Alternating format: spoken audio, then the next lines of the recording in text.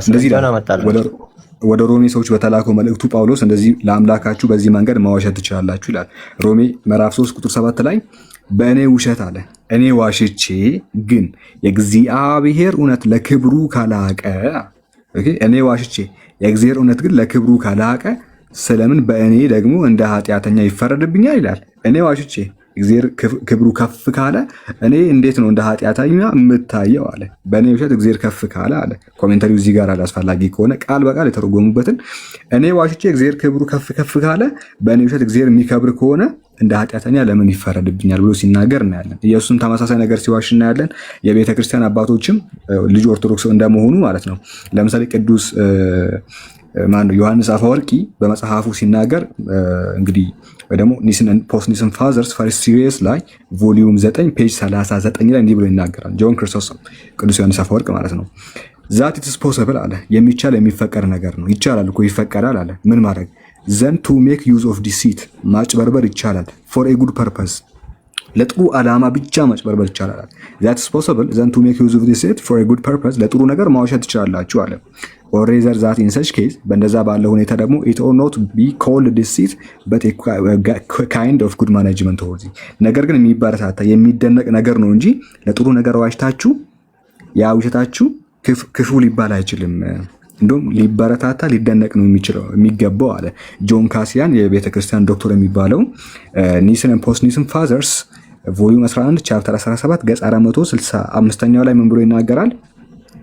when then any grave danger and አደጋ አለ እጅግ በጣም ክፉ የሆነ አደጋ hangs on confusion of truth እውነት በመናገራችን የሚመጣ ከሆነ የሆነ አደጋ በእኛ እውነት መናገር የሚመጣብን ከሆነ then we must take to lying as a refuge ውሸትን እንደ መሸሸጊያ ልንጠቀምበት ይገባል።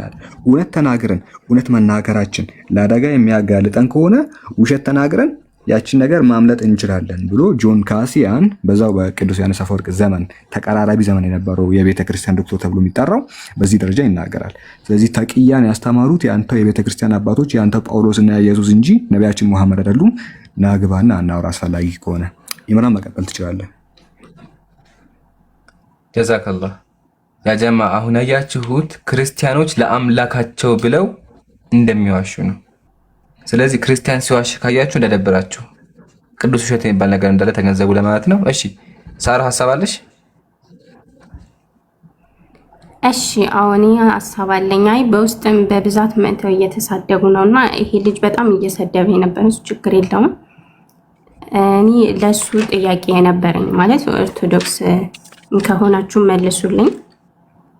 እግዚአብሔር ኢየሱስ ክርስቶስ እስራኤላውያንን ብዙ ነገሮችን አሳውቋቸዋል፣ ብዙ ምስጢሮችን አሳውቋቸዋል እና አንድም ሁለትም ነው አምላክ አንድም ሁለትም ነው የሚለውን ለምን ምስጢር አደረገው?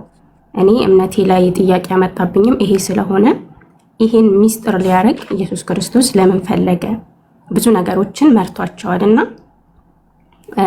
ለምን አልገለጸላቸውም ለእስራኤላውያን ይሄንን እና ይሄንን ቢመልሱልኝ ብዬ ነው ማለት ስጠይቃቸው እነሱ ጋር ገብቼ ትልቅ አካውንት አዘግተውብኛል። እፎይ ጋር ገብቼ ስጠይቀው አንቺ ዋህብያ ነሽ ምናምን ብለው ሙስሊምና ታውቃ ነው ምናምን ብለው ትልቁን አካውንቲን ወዲያውኑ አዘጉብኝና በነገራችን ላይ በእኛ ሃይማኖት ብዙ እየተገፋን ነው፣ መጠየቅ አልቻልንም። አንድ ነገር ከጠየቅን ትቀሰፊያለሽ በማለት በማስፈራራት ነው ማለት መጠየቅ ማንም ሰው መጠየቅ መብቱ ነውና እኔ ደግሞ መጠየቅ ላይ ነኝ አሁን ትኩረት ያደረኩት እና ይሄንን ቢመልሱልኝ።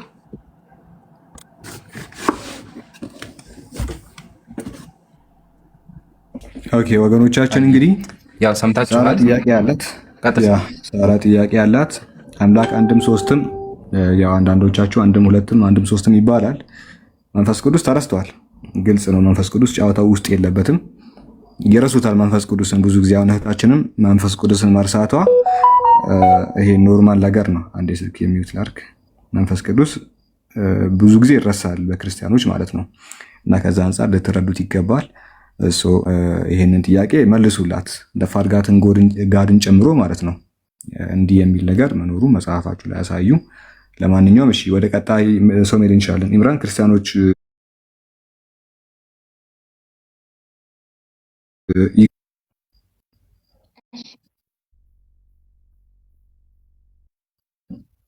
ይቻላል። ጠይቂ፣ ይቻላል። እኛ ሙስሊሞች አናምንም። ቁርአን ላይ ምዕራፍ 4 ቁጥር 157 ላይ አልሰቀሉትም፣ አልገደሉትም፣ ይልቁንም አላህ ዒሳን ወደ እርሱ አነሳው ይላል። ስለዚህ የካዲያን ሴራ በኢየሱስ ላይ አልሰራም፣ ጌታችን አድኖታል ብለን እናምናለን። አልተሰቀለም፣ አልተገደለም። አይሰማም። ኢምራን ተመለስ። አይሰማም እያሉ ነው።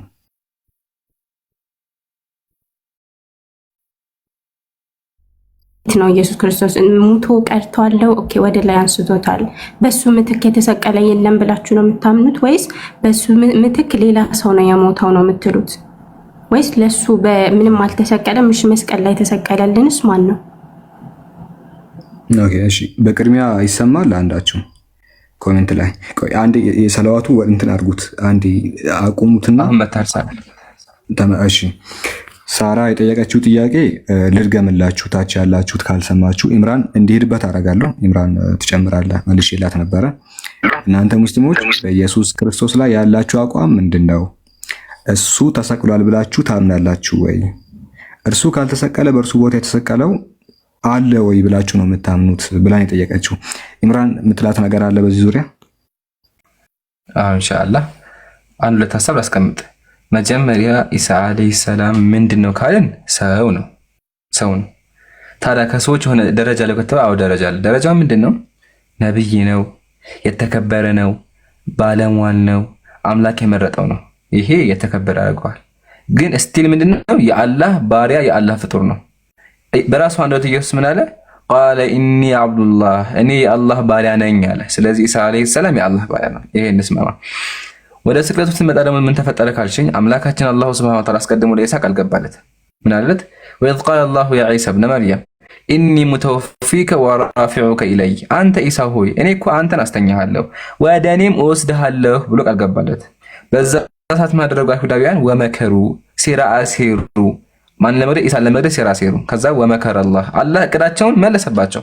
ወላሁ ኸይሩል ማኪሪን፣ አላህ ከሁሉም በላጭ መካሪ ነው። ቀጥሎ ምን አደረገ? በረፈዐሁ ላሁ ኢለይህ፣ አላህ ወደ ራሱ ወሰደው አለ። ስለዚህ አምላካችን አድኖታል። የሰቀሉት አካል አለ። ለዛ አምላካችን ቀጥሎ ምን አለ? ወላኪን ሹቢሀ ለሁም አለ። እነሱ ግን መሰላቸው ኢሳን የገደሉ መሰላቸው። ወማ ቀተሉሁ የቂና፣ በእርግጥ ግን አልገደሉትም ብሎ ዘጋ ማለት ነው። ስለዚህ ኢሳ አለይሂ ሰላም አልተገደለም። ገደለው ታካ የተለየ አካል። ለዛ አምላካችን ቀጥሎ ኢንሁም ፊ ኺላፍ ላስቀምጣለው ከማቃል እስካሁን ድረስ በኺላፍ ውስጥ ናቸው። ወማ ቀተሉሁ የቂና፣ በእርግጥም አልገደሉትም ብሎ ዘጋው። ስለዚህ ኢሳ አለይሂ ሰላም አልተገደለም፣ አምላካችን አድኖታል። ይሄ ነው። ጨምሩበት ኢንሻአላህ። ኦኬ፣ እሺ። ኡስታዝ ጀማል ቀጥሉ። ማይክ አንስታችሁ ሸጅ ያላችሁ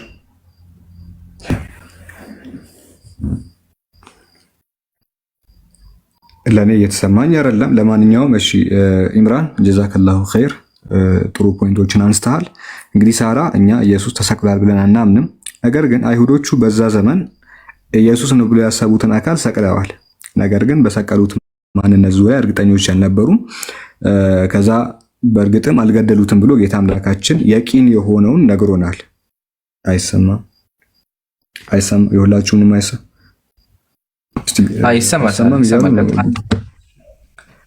ኢየሱስ ቦታ የተሰቀለው አካል ኢየሱስ አልተሰቀለም። ነገር ግን አይሁዶቹ ኢየሱስን በትክክል አያውቁትም ነበር። ይሄ መጽሐፍ ቅዱስም ይናገራል። በተለይ ወታደሮቹ በትክክል አያውቁትም። ሰው ኢየሱስ ነው ብሎ ያሰቡትን አካል ሰቅለዋል። ያ አካል ግን ኢየሱስ በፍጹም አይደለም። አይሁዶች እንግዲህ የተሳሳተ ሰው ሰቅለዋል ነው የተቀመጠው ነገር እሱ ነው። የተሰቀለው ሰው ማንነት ዙሪያ ግን ያው ቁርአን በስም ደረጃ አይገልጸውም። ማንነቱ አይጠቅመንም። ከበደም ሆነ በቀለ ማንነቱ ስለማይጠቅመን የሚጠቅመን የኢየሱስ አለመሰቀል ስለሆነ ያንን ክሊር አድርጎ ነግሮናል ነው። ይሄን ይመስላል። ሳራ ሌላ ጥያቄ ካለሽ ቀጥይ፣ ከሌለሽ ግን ወደ ጴንጤውና ወደ ማኪማ እንሄዳለን። እሺ፣ አንድ ጥያቄ ብቻ ልጠይቅ። ቁርአን አልተበረዘም እና አልተበረዘም ነው የምትሉት። እሺ፣ ሙስሊሞቹ በምንድን ነው የተከፋፈሉት? እሺ፣ ሙስሊሞቹ የተከፋፈሉት በቁርአን አይደለም። አንደኛ በቁርአን ሳይሆን ከጊዜ በኋላ በተነሱት በተለያዩ የትርጓሜዎች ልዩነት ነው። ማለትም አንዱ ቁርአን ለምሳሌ አንድ ነገር ልንገርሽ። ለምሳሌ ከልዩነቶች መካከል አንዱ ሱረቱ ጣሃ ምዕራፍ 20 ቁጥር 14 ነው። በሁሉም ሙስሊሞች እጅ የሚገኘው ቁርአን ተመሳሳይ ነው። ገብቶሻል? ይኸውልሽ በሱፊያውም በዩ በሌላኛው ፊርቃ እጅ የሚገኘው ቁርአን ቃል በቃል ፊደል በፊደል ሐረካት በሐረካት ይስማማል፣ አንድ ነው። የትኛውም ፊርቃ እጅ ያለው ማለት ስፔሲፊክሊ በእኛ ዙሪያ ባሉት። ስለዚህ ሁሉም ጋር ያለው ቁርአን አንድ ሆኖ ኦኬ፣ የምናነበው ንባብ ሁሉ ሙሉ በሙሉ አንድ ሆኖ ነገር ግን ለዛ ቁርአን የሚሰጡት ትርጓሜ የተለያየ ነው። አንዱ እንግዲህ ኢስተዋ ይላል የሰለፎችን አቋም ማለት ነው። ኢስተዋ ኢስተቀራ ይርተፈዓ ብሎ የነ ኢብኑ አባስን የሰለፎችን ትርጓሜ ይናገራል። አንዳንዶቹ ደግሞ ከጊዜ በኋላ የመጣውን አቋም ያራግባሉ። አይሰማም። እሺ፣ ስለዚህ ቁርአኑ ብዙ ሆኖ ተበርዞ ተለያይቶ ሳይሆን ከጊዜ በኋላ የሚነሱ ሰዎች ለቁርአኑ የተሳሳተ ትርጓሜ ስለሚሰጡ ነው። ገብቶሻል? ቁርአኑ ፐርፌክት ልጃቸው ላይ ያለው ትክክል ነው፣ እነሱ ጋር ያለውም ማለት ነው። እነሱ ጋር ያለውን ቁርአን ሱፊያውን ብትዩ ሌላውን ብትዩ ትክክለኛ ቁርአን ነው። ፐርፌክትሊ ሙሉ በሙሉ ልክ ነው እጃቸው ላይ ያለው ቁርአን። ነገር ግን እጃቸው ላይ ያለው ቁርአን የሚሰጡት ትርጓሜ ግን የተሳሳተ ነው። ገብቶሻል? ቁርአኑ ተበርዞ ብዙ ሆኖ ሳይሆን ከጊዜ በኋላ የሚነሱ ሰዎች ለቁርአን የሚሰጡት ትርጓሜ የተሳሳተ ሆኖ ነው። የሚያግባባን የሰለፎች ትርጓሜ ነው። ሰለፎች እንዴት ይረዱታል፣ መረዳታቸው ምን ነበረ የሚለውን ነገር ማወቅ ነው። ስለዚህ እኛ አህለ ሱና ወል ጀማዓዎች በትክክል ከሰሃቦች ከሰለፎች በኩል የመጣውን እውነተኛውን የነብዩን ትርጓሜ ሰሃቦችን እንቀበላለን። ሌሎቹ ደግሞ ከጊዜ በኋላ የመጣውን ፍልስፍና ይቀበላሉ። ያ ነው። ወደ ክርስትናው ዓለም ስንመጣ ግን ኦርቶዶክስ አለ፣ ጴንጤ፣ ካቶሊክ፣ ገለመሌ፣ ቅብርጥስያ እያለ በጣም ብዙ ናቸው። አንድ መጽሐፍ ይዘው ትርጓሜ ላይ ተለያይተው አይደለም እነሱ። በዚሁ ልንገርሽ፣ ክርስቲያኖቹ ተመሳሳይ መጽሐፍ ይዘው ማለት በትርጓሜ ላይ ተለያይተው አይደለም። ምሳሌ ልስጥሽ። ኦርቶዶክስ ተዋህዶ ሀገራችን ያለችዋ ወደ 96 የሚጠጋ መጽሐፍ አላት። ስሙ 81 ነው። ስሙ 81 ነው። ቢቆጠር 90 ምናምን ነው የሚመጣው። አንድ በይ የኦርቶዶክሱ ብቻ። ሌላ መጽሐፍ ሌላ ቃል አላቸው እጃቸው ላይ። ጴንጤዎች ደግሞ 66 አላቸው የራሳቸው መጽሐፍ። ካቶሊኮቹ 73 አላቸው። የግብፅ ደግሞ አይ ቲንክ ወደ 71 ይመስለኛል፣ አም ኖት ሹር ያ አላቸው። ግሪክ ኦርቶዶክስ ደግሞ የራሷ ወደ 60 ምናምን መጽሐፍ አለ፣ ሳይጨምሩ አይቀርም ሰሞኑን። ያኛው የራሱን ተከፋፍሎ ተበታትኖ እንዳለ የራሳቸው ነገር አላቸው። ያ ሌላ ነገር ነው የሚለው፣ ይሄኛው ሌላ ነገር ነው የሚለው፣ ያኛው ሌላ ነገር ነው የሚለው። ገብቶሻል? አንድ መጽሐፍ ይዘው ትርጓሜያቸው ተለያይቶ አይደለም፣ የተለያየ መጽሐፍ ይዘው ነው። የብሉይ ኪዳንም መጽሐፍ ሌላ፣ የአዲስ ኪዳን መጽሐፍ ሌላ። ገብቶሻል? የኛ ሙስሊሞች ግን ፍርቃዎች ሲለያዩ የተበራረዘ ቁርአን ይዘው አይደለም፣ አንድ ቁርአን ይዘው ነው። በአንዱ ቁርአን ላይ ግን ለቁርአኑ የሚሰጡት ትርጓሜ የተለያየ የሆነው እንጂ የተበረዘ ቁርአን ኖሮ በፍጹም አይደለም ነው። ይሄን ይመስላል። ኢምራን የምጨምረው ነገር አለ እዚህ ላይ? የለም። ኢንሻአላህ ሳራ አንድ ደቂቃ ጨምሪና ከዛ በኋላ ወደ ጉራጌ እንለፍ። ጉራጌ ጥያቄ ነው መሰለኝ። እሺ አንድ ጥያቄ ብቻ ልጨምር። በዛ በቁርአን ሰው ነው የጻፈው ማለት ያላህ ቃል ነው፣ ግን ሰው ነው የጻፈው? ኦኬ አቡበከር መልስላት ይሄንን ጥያቄ። አፎን ዛሬ ላይ ለማውራት አይመቸኝም። እሺ ቀጥሉ። ዝም ብዬ ቁጭ ለማለት ነው። እሺ ቁርአንን ሰው ነው የጻፈው ወይ ለሚለው አጭሩ ምላሽ ምንድነው? ቁርአን የጌታ አምላካችን ቃል ነው። ቃሉ ከመጀመሪያው እስከ መጨረሻው ድረስ ያለው ሁሉ የጌታ አምላካችን ቃል ነው። ንግግሩ የእርሱ ብቻ ነው። ይሄ ንግግር በመልአኩ በጅብሪል አማካኝነት ወደ ነቢያችን መሐመድ ሰለላሁ ዐለይሂ ወሰለም ወረደ። የጌታ ቃል የአላህ ቃል ማለት ነው። በጅብሪል አማካኝነት ወደ ነቢዩ መሐመድ ሰለላሁ ዐለይሂ ወሰለም ወረደ። ሲወርድ በቃል መልኩ ነው የወረደው፣ ማለትም በሚሰማ ቃል ነው የወረደው። ይህንን ቃል ግን በጽሁፍ ያሰፈሩት ለትውልድ ያስተላለፉልን ሰሃቦች ናቸው።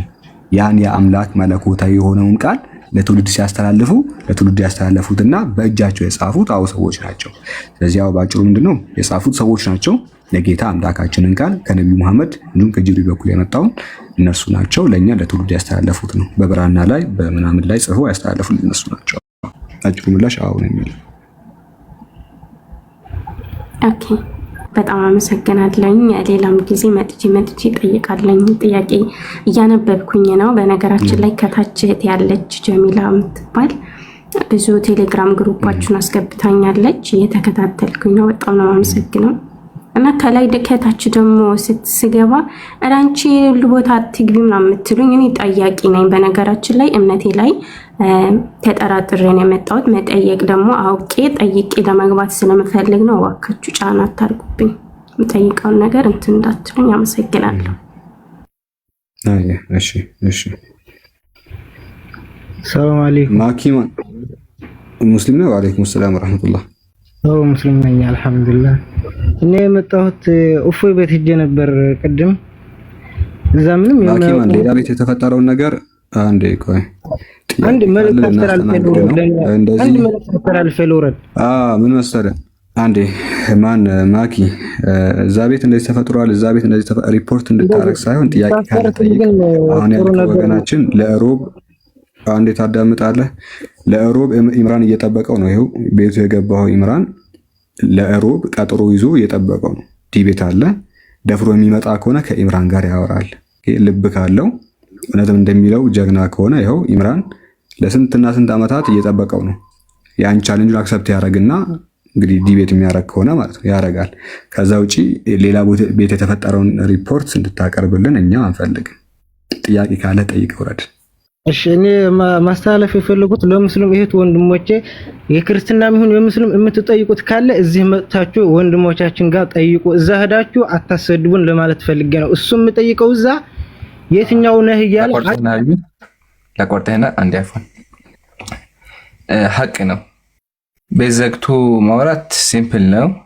ስለዚህ ክርስቲያን ወገኖቻችን ሂደ ሴት ጋር የምታወራውን ሮብ 3 ሰዓት ላይ ስሙኝ በደምብ ነገ የፊታችን ሮብ ማለት ከአንድ ቀን በኋላ 3 ሰዓት ላይ መተህ ኢምራን ጋር አውራ። እስከ መቼ ፈርተኸው በሉት። እኔን ሳይ ፊቱ ይጠቁራል። እሱ ነገር እንተውና ናውራ። ወላሂ እየቀለድኩ አይደለም። ቪዲዮ ሄዳችሁ ወረባ እየቀለድኩ አይደለም። እኔን ሳይ ፊቱ ይጠቁራል። ይቀላል ኢምራን ገስት ላይ 8 ሴቶች ያስቀምጥና አንድ ወንድ እሱ ነው ወንድ ነው መሰለኝ። አንድ ወንድ እሱ ነው 8 ሴቶች ማለት ይቀባጥራል ገብቶ ስለ እስልምና። ይሄ በጣም ቀላል ነገር ነው። እንደዛ አይደለም። ሮብ 3 ሰዓት ኢምራን ጋር ማውራት ነው ጀግንነት። ሮብ የፊታችን ሮብ ነው። በነገራችን ላይ ዛሬ ምንድነው? ሰኞ ነው አይደለ? ዛሬ ሰኞ ነው። ከዛ ማክሰኞ ነው። ከዛ ሮብ ላይ ማለት ነው። ሮብ ላይ ኢምራን ኮስት ይከፍትና ይጠብቀዋል። ያኔ መጥቶ ሲያወራ ነው ጀግና የሚባለው እንጂ 8 ሴቶችን ገስት ላይ ደርድሮ እንትናችሁ ስር ተደብቆ ማውራት በጣም ቀላል ነገር ነው። ጀግንነቱ መጥቶ ኢምራን ፊት ለፊት ያሳይና እንጠብቀዋለን። ሮብ 3 ሰዓት ሁላችሁ ማስታወቂያ ስሩ። ቴሌግራም ቻናል ኢምራን ተቀላቀሉና ፎቶ ምሰጡ። የኢምራን ቴሌግራም ቻናል ጆይን ብላችሁ ፎቶ ወስዳችሁ የዲቤት ፎቶ ሁላችሁም ስቶሪ እያደረጋችሁ ሁላችሁም ቪዲዮ እየሰራችሁ አሰራጩ። ሮብ 3 ሰዓት ከምሽቱ ይሄው ኢምራን ቤቱን ይከፍታል፣ ኮስት ይልክለታል። ያኔ መጥቶ ሲያወራ ነው ጀግና የሚባለው እንጂ ሴቶች መሀል ተቀምጦ መቀባጠሩ በጣም ቀላል ነገር ይመስለኛልና ያው በዚሁ ዘግተን ወደሚቀጥለው ብንሄድ አሪፍ ነው። ኢምራን ጀዛከላ። ያው ስለዚህ ሁሉ ነገር የሚለየው ያጀማ የፊታችን ሮብ ነው። የፊታችን ሁላችሁም በደማጋችሁ አስተዋውቁ። ጉዳዩን የምናየው ይሆናል ማለት ነው ኢንሻአላህ። በዛ ቀን አላህ ካለ ክርስትና ላይ ብዙ ነገሮች የምናስተምር እስልምና ላይ ጥያቄዎች የምንመልስ ስለሆነ ሁላችሁም እንዳቀሩ ማለት ነው። ውይይቱ የሚሆነው ሮብ 3 ሰዓት ላይ እንዳቀሩ ኢንሻአላህ። እሺ ጎራጌ ሰላም ብያለሁ። አቤት አለሁ። እንዴት ነህ? እግዚአብሔር ይመስገን። ማን ነው አባቴ? አለን ይመስገን። ስማኝማ እኔ ነው ከየት ቤተ እምነት ነህ? ምን አልከኝ? ከየት ቤተ እምነት ነህ? እምነትህ ምንድን ነው? ጴንጤ ኦርቶዶክስ? ኦርቶዶክስ። ስማኝማ ኦርቶዶክስ መጽሐፍ ላይ ሳነብ ማለት ነው ሙስሊሞችን እንዴት ናችሁ፣ ሰላም ናችሁ፣ ሰላም አላችሁ አትበሉ፣ እንደዛ ካላችሁ እናንተ ራሱ ሙስሊም ናችሁ የሚል አገኘሁኝና እቺ ነገር እንዴት ታያታለህ? እስኪ ምን ማለት ፈልጋ ነው? እኔ አይመለከተኝም በዛ ጉዳይ ላይ ዝም ብዬ ትምህርቴን እማራለሁ። አቦ የእግዚአብሔር ቃል እኮ ነው ጉራጌ። የእግዚአብሔር ቃል ሙስሊሞችን ሰላም አትበሉ ይላል። ምሳሌ እቺን አንብባትማ እንዴ ያትማ የሰው ልጅ አይ አለንገር መጽሐፍ ቅዱስ ልታሳየኝ አልፈልግም፣ እንከራከርህም አልፈልግም። ሰማኛ እንከራከርህም አልፈልግም። መጽሐፍ ቅዱስም ደግሞ አይልም ብዬም ልደረግም አልፈልግም። በዚህ ጋር ምንድነው የምፈልገው? ቁጭ ብዬ ትምህርቴን መማር እፈልጋለሁ። ይመቸናል፣ ችግር የለውም። በቃ አላስጨንቅህም። እሺ ሀቢቢ ግን ዝም ብለህ ጫያትማ እንዴ ምን ትላለች? ክርስቲያን ያልሆነውን እንዴት አደርክ እንዴት ዋልክ አትበሉ። እንዴት አደርክ እንዴት ዋልክ የሚል ቢኖር በስራ ወይም በአምልኮቱ አንድ ሆነ እንዳለ እያለ ይቀጥላል። ስለዚህ አንድ ሰው ሙስሊም ሄዶ ሙስሊም ሰላም ብሎ ከተናገረው እሱ ራሱ ሙስሊም ሆኗል ማለት ነውና ያው እንድታውቁ በሚለው ነው። በቃ ጥያቄ ያለ እስልምና ላይ ጉራጌ እደግመዋለሁ። ደህና ነህ እንዴት ነህ? እዚህ ጋር ደግሞ ይላል ደህና እንዴት አደረክና እንዴት ዋልክ የሚል ካለ በአምልኮቱ አንድ ሆነ ይላል። ከኔ ጋር አንድ ሆነሃል፣ ሙስሊም ሆነሃል። ስለዚህ ጉራጌ በክርስትናም ገሃነም ነው የሚገባው፣ በእስልምናም ገሃነም ነው የሚገባው። ለምን አንተ ኦልሬዲ ክርስቲያን ነኝ የምትለው። ስለዚህ ቶሎ ምረጥ፣ አላህ ሂዳያ ይስጥህ። ምንድን ነው የምመርጠው? አሁን ክርስትና ላይ ከቆየ ገሃነም ነው የሚገባው። ለምን ካልከኝ ኦልሬዲ ሙስሊም ሰላም ብለሃል። አንደኛ ክርስትና ላይ ብቆይ ደግሞ በእስልምና አንግል ደግሞ ገሃነም ነው የሚገባው። ለምን ክርስቲያን ነህ። ስለዚህ በሙስሊም በክርስቲያን የምትሄድ ገሃነም ነው የሚገባው። ስለዚህ ምርጫ ምንድነው? ጥቅልል ብለህ የነቢያትን ያየው ስለምለክ እሱን ብቻ አምልክ። የዛን ጊዜ ትድናለህ ኢንሻአላህ። ሰላም ስላልኩኝ ገሃነም የምገባ ከሆነ ምንም ማድረግ አልችልም። ሰላምታይን ደግሞ እግዚአብሔር ነው ያለው። እግዚአብሔር አምላክ እንዴት አደረክ እንዴት ዋልክ የሚል ካለ በአምልኮቱ አንድ ሆነ ይላል። አንተ በአምልኮቴ አንድ ሆነሃል፣ ከኔ ጋር አንድ ሆነ ታያል። አንተ ከኔ ጋር አንድ እኩል ነህ በቃ which means አንተ ሙስሊም ነህ በመጽሐፉ መሰረት በለው። እንደዛ ነው ቀስ በቀስ ግን አሁን ችግሩ አንተ አሁን ክርስትና በቃ ከዚህ በኋላ አባረሃል፣ አንተ ተባረሃል፣ ሙስሊም ነህ ተብለሃል። ግን ሙስሊም ደግሞ አንተ ክርስትና ስላለ በስላሴ ስለምታመን ክርስቲያን ካፊር ነህ ይልሃል። ስለዚህ ቶሎ ወስን ጉራጌ ፕሊዝ። በህይወት ቀልድ የለም፣ ራስን ማዳን አለብህ። ሳልማር ታዲያ ሙስሊም ቀጥታ መሆን አለብኝ እንዴ? እሱ ተማር ማሻል ልምኳ እኮ ነው። ተማርና ቶሎ ወስን እኮ ለዛ እኮ ነው። ሳትማርማ የለም እኮ ቁርአን ራሱ አምላክ ምን መሰለህ? ፈአለም አነሁ ላ ኢላሃ ኢለላህ አለ። ከአላህ ውጭ አምላክ እንዴ ለወቅ መጀመሪያ ማወቅ አለበት። ሳታውቅማ አይሆንም። ትክክል ነህ። ግን ያው በቃ እንድታውቅ የፈለኩት ምንድነው አንተ ኦልሬዲ በቃ ከክርስትና ወጥተሃል። ጉራጌ ስማኝማ ተጨማሪ ሁለተኛ። እሺ ቅዳሜ ስራ ትሰራለህ? ምን አይነት ስራ አልገባኝም። በቃ ስራ ቢሮ ምናምን ትገባለህ ወይም ስራ ካለ? ቢሮ የምን ቢሮ ነው ደግሞ? ከየት መጥተው ነው አንተ? ስራ ምንድን ነው? እሺ እኔ ያው በልቶ አደር ነኝ እባክህ። እሺ በቅዳሜ ቀን ትሰራለህ? ትበላለህ? ትሰራለህ እንዴ? በደንብ እንጂ በደንብ። ግን መጽሐፍ ሳነብ የሚል ነገር አገኘው መሰለህ? በቅዳሜ ቀን የሰራ ካለ ገሃነም ይገባል የሚል አገኘው። ያው እኔም ስለምሰራ ደግሞ ከፈረደብኝ መግባት ነው። ገባ? ስለዚህ ቅዳሜ ቀን ሰራ ተብሎ ገሃነም ልገባ ማለት ነው መሰለህ የተባለው። ቅዳሜ አሉ ቅዳሜ እግዚአብሔር ስራ ሰርቶ ያረፈበት ቀን ነው። ስለዚህ እናንተ ማረፍ አለባችሁ፣ ካላረፋችሁ ገሃነም ትገባላችሁ አሉ እግዚአብሔር ራሱ መጽሐፍ ቅዱስ ላይ። ህጉን ጨርሼ አላውቀውም። ይምራን ላሳየህ። እሺ ይምሩ አንድ የለውም። እሺ አትጥሩም። እሺ ይኸውማ መጽሐፈ ኪዳን መጽሐፍ ቅዱስ ነው። እንደዚህ ይላል፣ የቅዳሜ እረፍት እግዚአብሔር ሁሉን ስራውን የፈጸመባት ፍጥረታትን ፈጥሮ የጨረሰባት ቀን እንደሆነች እወቁ። በዚች ቀን አረፈባት፣ ስራ እንዳይሰራባት አዘዘ። ቀጥሎሳ እርሷ የሕግ ምልክት ናትና በእኔና በእናንተ መካከልም እኔ የምቀድሳችሁ አምላካችሁ እግዚአብሔር እንደሆንኩ ታውቁ ዘንድ ለልጅ ልጆቻችሁ ምልክት ናት። ሰንበትን ቅዳሜን ጠብቁ፣ ለራሳችሁ ንጹሕ አድርጉ። የሻረው ሊሰራበት የመረጠ ይሙት ይላል። በቅዳሜ ቀን ስራ ከሰራህ ትሞታለህ፣ እግዚአብሔር ነው ያለው። አሁን ጥያቄ እንትና እግዚአብሔር ቅዳሜ ቀን ስራ ሰራህ ብሎ ለምንድን ነው ገሃነም የሚከተህ? ምን ነው ያው በቃ መክተት ካለበት ይክተለኝ እንጂ ምን አደርጋለሁ እኔ። ስታዝም በኋላ ግን የሙስሊሞች አምላክ ማለት ነው። የሙስሊሞች አምላክ ቁርአን ላይ ምን አለ መሰለህ? የኛ ቅዱስ ቀን ጁምዓ ነው። እሺ ዓርብ ነው የኛ ቀን። እሺ አምላካችን ምን አለ? አውቃለሁ። فإذا قضيت الصلاة فانتشروا في الأرض አለ። አዛን ከተባለ ሂዳችሁ ስገዱ። ሰግዳችሁ ከጨረሳችሁ በኋላ ሁላችሁም ወደ ስራችሁ ሂዱና አላህ የሰጣችሁን ሲሳይ ስሩ። በቃ አያ የሙስሊሞች አምላክ ይሄ ነው። በቃ አምላክህን ታመልካለህ፣ ከዛ ትሰራለህ። እግዚአብሔር ግን ምን አለ? ቅዳሜ ቀን እኔ አርፍ ያለሁኝ አምላክ። አንደኛ አምላክ ጉራጌ አምላክ ያርፋል እንዴ? ስለ መጽሐፍ ቅዱስ ሳትጠይቀኝ ብያለሁ እኮ ይምራል። በቃ ተውሽ፣ አልጠይቅህም ግን ማለት ነው። ስማኝ፣ ሳነበው ምን የሚል ነገር አገኘሁ? እግዚአብሔር የቅዳሜ ቀን አረፈ። ይኸውማ እንደዚህ ይላል። እግዚአብሔር አለ ሰማይና ምድርን በ6 ቀን ስለፈጠረ በሰባተኛው ቀን ከስራው ስላረፈና ስለተነፈሰ ይላል። እግዚአብሔር ቅዳሜ ቀን ስራውን ጨረሰና ኡፍ ብሎ ቅዳሜ ቀን ሙሉ አረፈ ማለት ነው። እና ጥያቄ ጉራጌ፣ አንድ አምላክ እንዴት ነው ቅዳሜ ቀን የሚያልፈው?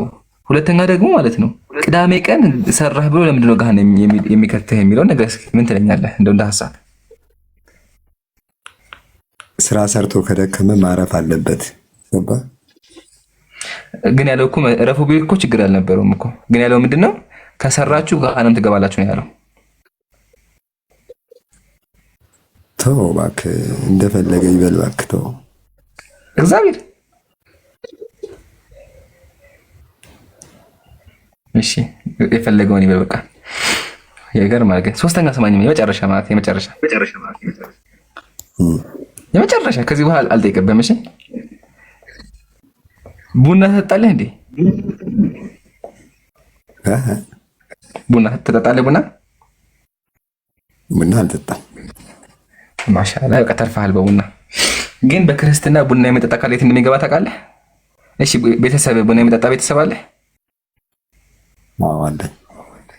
ወይኔ በቃ ንገራቸው። እሺ ገሃነም ይገባሉ ወላሂ። ለምን? ቡና ማለት ከአረብ ሀገር ተጭኖ የመጡ ጣዖት አምልኮ ስም ናቸው። ቡና የጠጣ ካለ ገሃነም ይገባል የሚል አለ። ላውጣልህ እሱንም ወይስ ይበቃል? ላሳይህ እሱንም? ኧረ እኔ መማር ነው የምፈልገው። ይምራን ምን ሆነሃል? በቃ ተው በቃ ይሄ በቃ ዋናው ጨርስ። በቃ አሁን እስልምና ጠይቀኝ። በቃ ቀጥል። ጥያቄ የለኝም ለጊዜው፣ ሌላ ቀን እጠይቅሃለሁ። አሁን መማር ነው የምፈልገው። አይ ስለምን ላስተምርህ?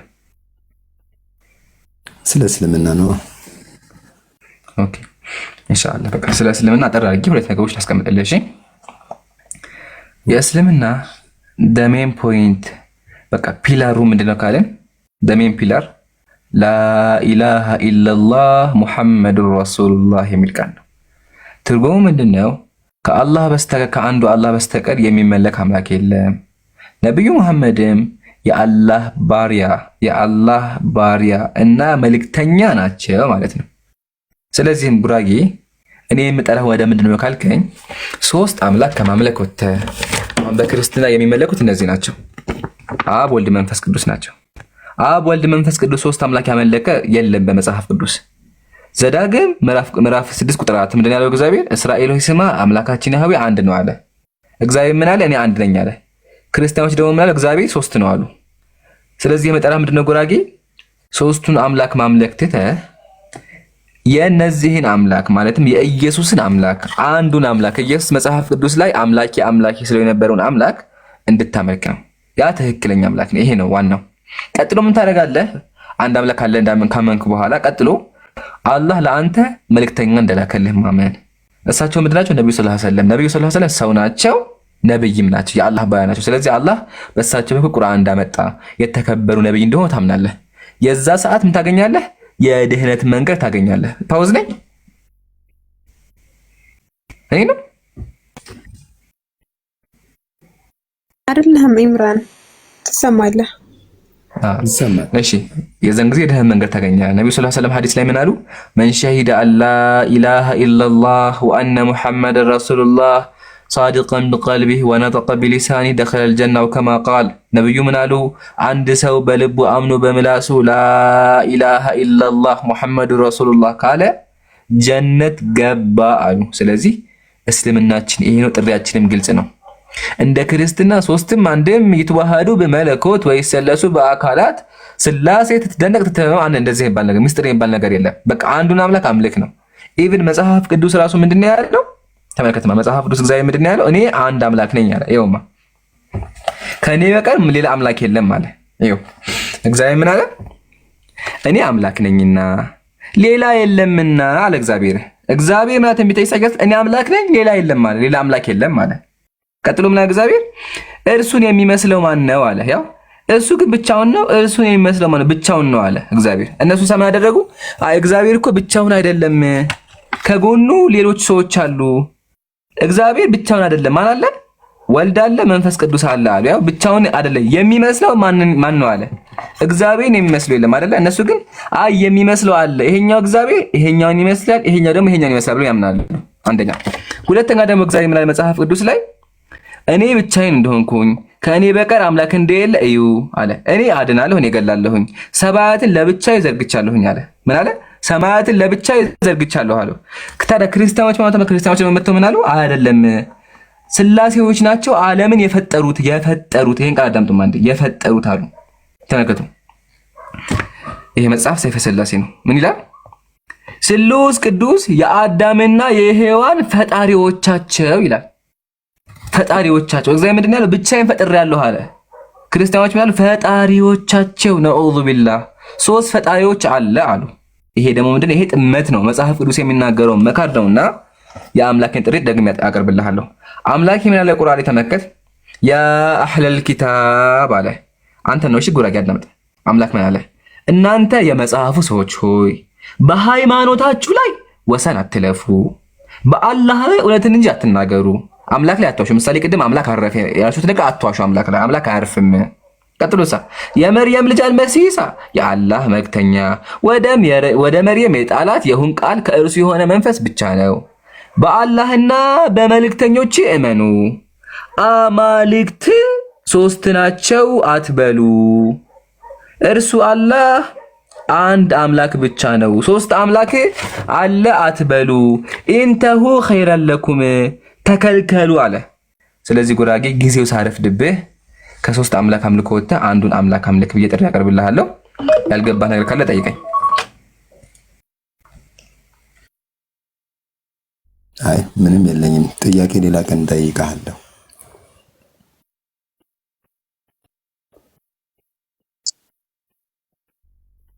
እሺ ጀዛከላ ችግር የለም። ፓውዝ የሚሆን ካል አውርዱ። እሺ ፓውዝ የሚሆን ሪፖርት ያደርጋሉ። እሺ ጉራጌ ተመለሰልህ?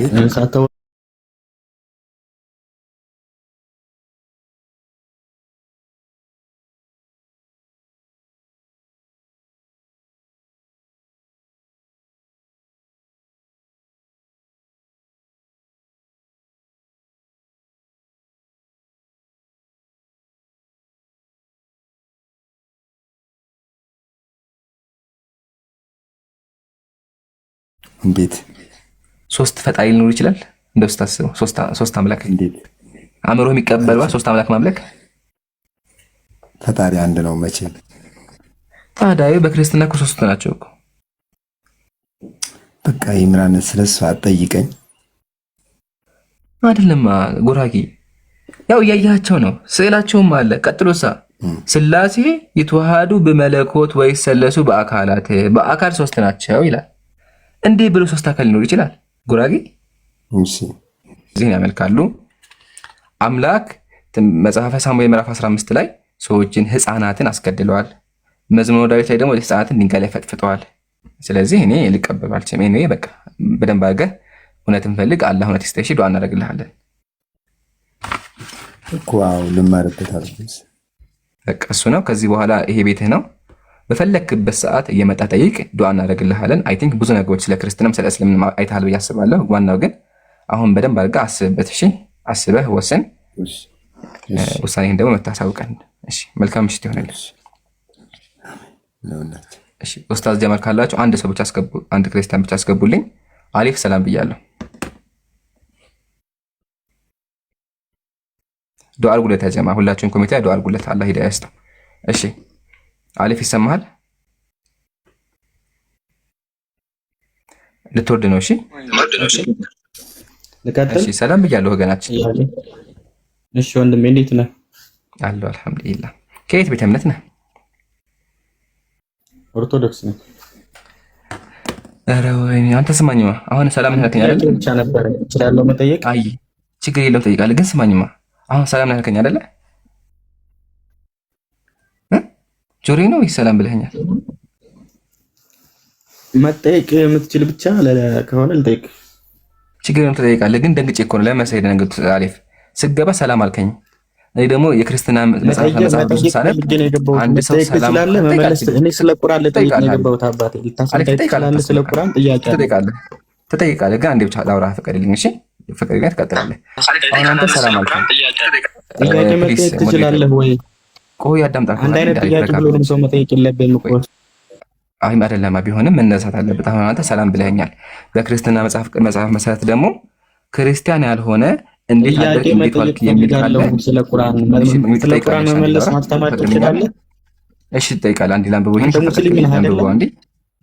እሺ ላንብበው ትፈልጋለህ? የክርስትና ሰዎች እሺ አንዴ ላንብበው። ይሄንን ሌሎች ሰዎች ማስተማር ትፈልጋለህ ወይ ያልከው? አይ ያጀማ እንዲነበብ ፈቃደኛ አይደለም። ግን እናንተ ይሁት። እሺ ያው አንድ ክርስቲያን ሙስሊምን ሰላም ካለ እሱ ራሱ ሙስሊም ሆኗል፣ ከክርስትና ይወጣል። እና አሊፍ ያው ቢከብድህም ከክርስትና ወጣሃል። ለምን? እኔን ሰላም ብለኸኛል። ይሄ መጽሐፌ ነው። በቃ አሁን ጥያቄህን አቅርብ።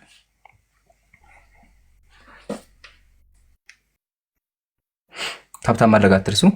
እና ደግሞ ያ ጀማዓተል ኸይር ሮብ ከምሽቱ 3 ሰዓት ላይ ከዚያ ዲያቆን ጋር የውይይት ጥሪ አቅርበናል። ሁላችሁም ዳቀሩ። ጥያቄህን አቅርብ። ኦኬ ሁለቱንም እያነበብኩ ነበረ። ኢምራን ቁርአን በቅርብ ጊዜ ነው የጀመርኩትና እያነበብኩ ነበረ። ማሻአላህ አላህ ሂዳያ ይስጥህ። ይሰማል አይደል? ድምጼ በደንብ ይሰማል። እና ግን አሁን ከቁርአን ከመጽሐፍ ቅዱስ ላይ ያሉት የተሰፈሩት ታሪኮች በተመሳሳይ ሁኔታ ቁርአን ላይ ሰፍረው እያገኘኋቸው ነው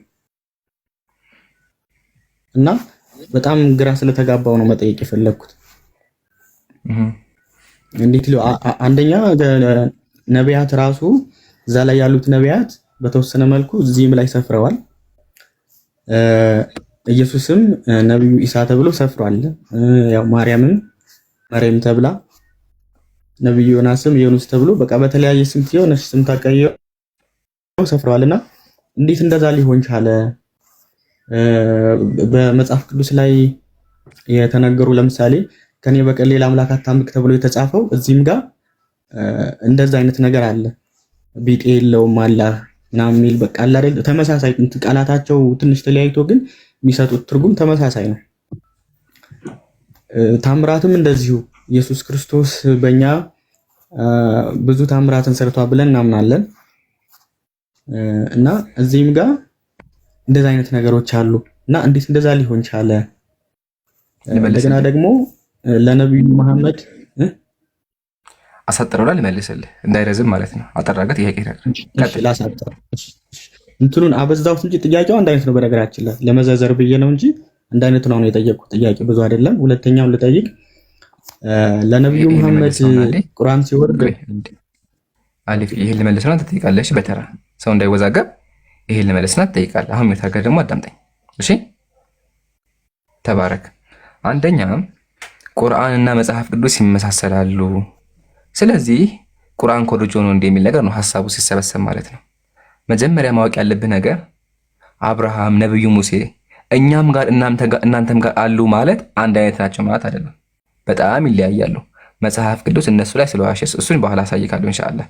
ሙስሊሞች ምን እናምናለን መሰለህ? ይሄ መጽሐፍ ከመሰራቱ በፊት እናንተ ይሄን መጽሐፍ ቅዱስ ከማለታችሁ በፊት ትክክለኛ መጽሐፍ ነበረ።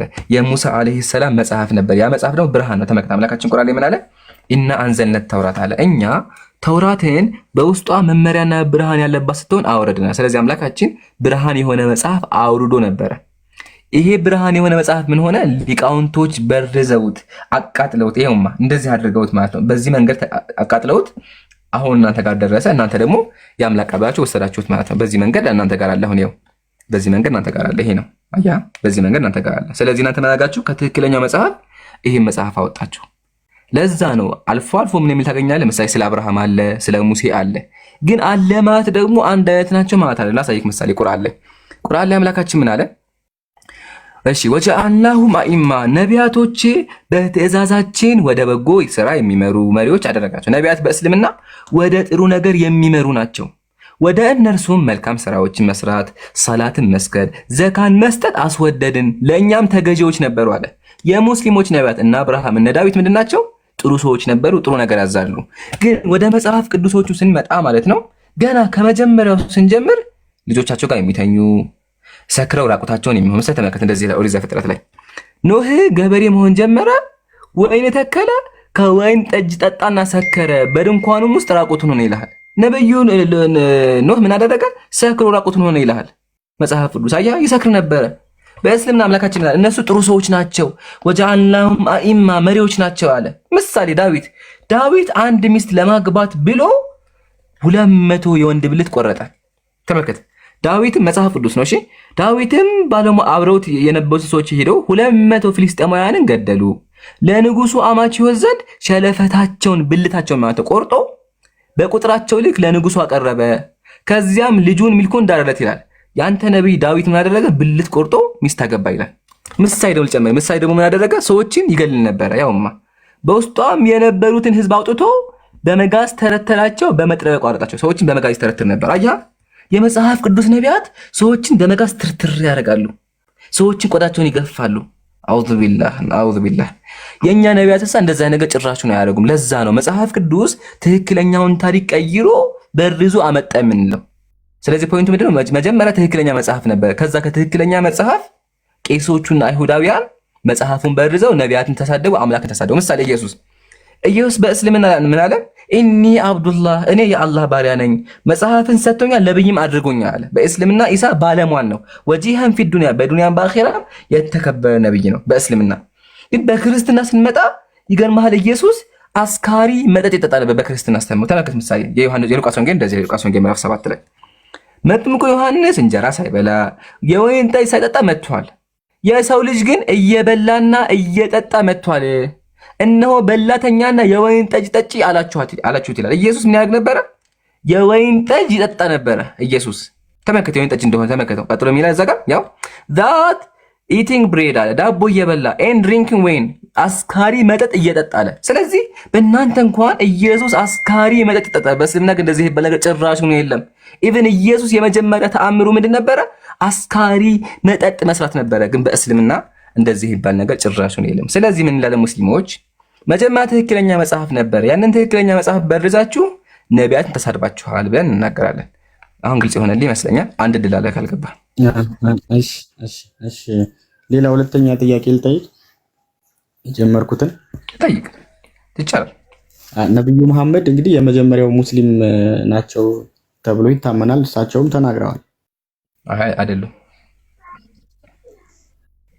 የመጀመሪያው ሙስሊም አይደለም። ሱረቱል አንዓም 6:163 ላይ እኔም የመጀመሪያው ሙስሊም ነኝ ብለው ራሳቸው ተናግረዋል። ይገርምሃል፣ እዛ ቁርአን ላይ ሙሳ ደግሞ ምን አለ? እኔ የሙስሊሞች መጀመሪያ ነኝ አለ ሙሳ። ስለዚህ ሙሳ ወይስ ነብዩ የትኛው የመጀመሪያ ሙስሊም?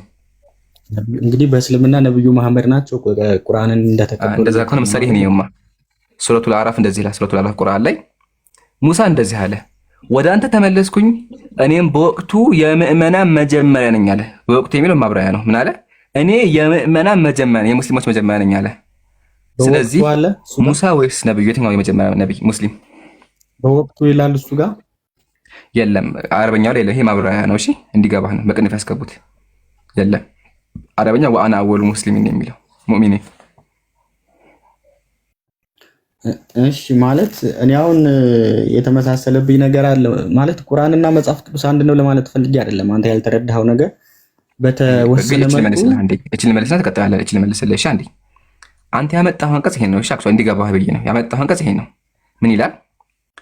ጌታዬ ወደ ቀጥተኛ መንገድ ትክክለኛ ሃይማኖት ወደ እውነት አዘንባይ ሲሆን የአብርሃምን መንገድ መራኝ። ስግደቴ፣ መገዛቴ፣ ህይወቴ፣ ሞቴ ለአላህ ነው፣ ለእርሱ ተጋሪ የለውም። በዚህም ታዘዝኩኝ እኔም የሙስሊሞች መጀመሪያ ነኝ በይላል። የሙስሊሞች መጀመሪያ ነብዩ የሙስሊሞች መጀመሪያ አይደሉም። ለምን ከዛው ራሱ መልስ ተመልከት። የአብርሃም መንገድ መራኝ ይላል። ነብዩ የአብርሃምን መንገድ ነው የሚከተሉት እንጂ አዲስ መንገድ አላመጡም። የአብርሃም መንገድ ምንድነው? የአብርሃም መንገድ ላሳይክ እንደው የአብርሃም መንገድ አብርሃም መንገዱ ምንድነው? አብርሃም አይሁዳዊ ክርስቲያንም አልነበረም፣ ግን ወደ ቀጥተኛ ሃይማኖት የተዘነበለ ሙስሊም ነበር። አየህ አይደለ? ስለዚህ አብርሃም ራሱ ሙስሊም ነበር። ነብዩ ሰለላሁ ዐለይሂ ወሰለም ደግሞ የአብርሃም ተከታይ ናቸው። ታዲያ ቁርአኑ የመጀመሪያ ሙስሊም ሲል ምን ማለት ፈልጎ ነው ካልከኝ፣ በነብዩ ዘመን ከተላኩት ማህበረሰብ አንፃር በአላህ መጀመሪያ ያመኑት ነብዩ ናቸው። ከተላኩበት ማህበረሰብ አንፃር በዛ ማህበረሰብ ሙስሊም አልነበረም። አሁን በወረደው ሸሪዓ የሚታዳ አልነበረም። ስለዚህ ነብዩ ሰለላሁ ዐለይሂ ወሰለም መጀመሪያ አምነው ከዛ ደግሞ ሰዎችን እንዲያምኑ አደረጉ ማለት ነው። ተመልከት፣ ማስረጃ ያቀርብልህ ሙስሐፉ ትቢያን መጽሐፉን ይኸው እንደዚህ ይላል። አልሙራድ የተፈለገው እኮ ሚን አህሊ መካ ከተላኩበት ማህበረሰብ ነው። ሊአነሁ አወሉ ሙስሊሚና ሚንሁ ነብዩ ከተላኩበት ማህበረሰብ የመጀመሪያ ሙስሊም ናቸው አለ። ስለዚህ አንጻራዊ ነው። ኢቭን ሙሴ ራሱ እኔ የሙስሊሞች መጀመሪያ ነኝ ብሏል። ግን ከተላከበት ማህበረሰብ አንጻር ማለት ነው እንጂ የመጀመሪያ ሙስሊም በአጠቃላይ ደረጃ አደም አለይሂ ሰላም ነው።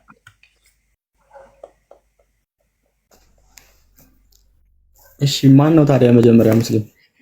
አደም አለይሂ ሰላም